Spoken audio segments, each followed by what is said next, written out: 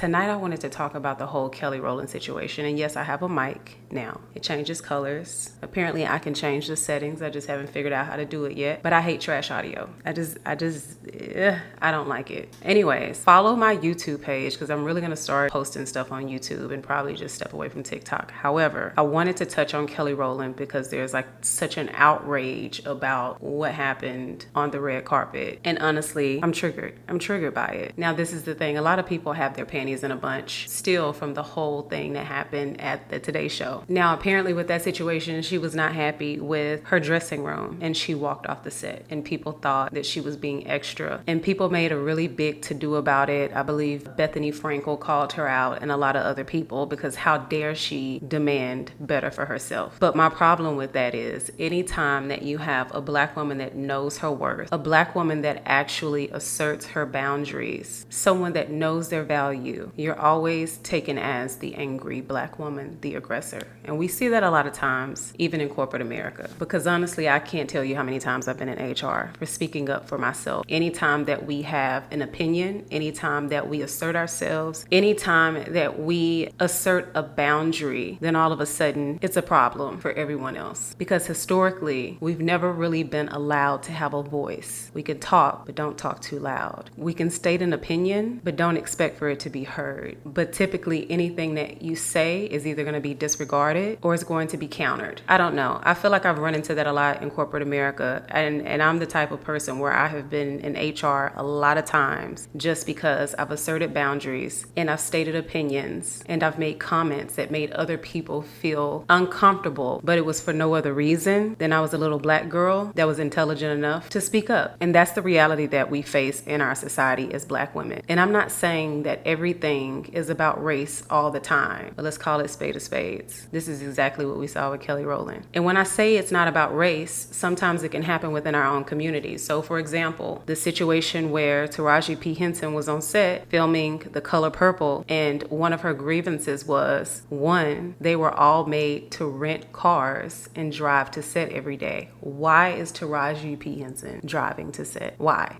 Asinine. Why is she sharing a dressing room with other actors or actresses that we've never even heard of before? So it happens. But a lot of people don't have the backbone to speak up for themselves. And a lot of people are comfortable with playing ignorant and just pretending like something doesn't exist when there are some of us in life that don't have the privilege of being so ignorant, mainly because of our experiences. So we can't turn a blind eye to certain things that happen to us in life. I'm gonna say this, what I saw from the footage is, it appeared like the lady probably stepped on her dress. I feel like Kelly gracefully smiled, sucked it up, didn't go off, but there was like a warning there. I feel like she could have possibly stepped on her dress again. I'm not sure. But what I will tell you from the body language is, this lady was clearly in her personal space. I don't even like people in my personal space. She never moved. She stayed on top of her the entire time that she was going up those steps. Now at this point, the woman's arm alone is bothering me. Like, why is your arm up? Why are you moving her along? As Kelly gets to the top of the steps, you see her turn around. She's still doing photo ops, but she's obstructed by this lady's arm. The lady will not let up. To me, that is very passive-aggressive behavior. She knew what she was doing. If you look at all of the other photos, while people were going up that same flight of steps, none of them had views that were obstructed. None of them were surrounded by security that were trying to hurry them along. And I think it's really fucked up what they did to Kelly Rowland, to be honest with you. And I feel like she has every right to call it exactly what it was. This is the thing about Kelly. Kelly has always just been like a very happy-go-lucky person. I don't think we've just really ever seen her just have too many moments. In her statement, you could tell she was clearly emotional. Like her eyes started watering up. Not only was she emotional, she was 38 hot. And I would have been too. She said, the woman knows what happened. I know what happened. I have a boundary and I stand by those boundaries. And that is it. She said, and there were other women that attended that carpet who did not quite look like me. And they didn't get scolded or pushed off or told to get off. I stood my ground and she felt like she had to stand hers, but I stood my ground. And bravo for Kelly. I'll say that. And let's be clear, everyone's not prejudiced.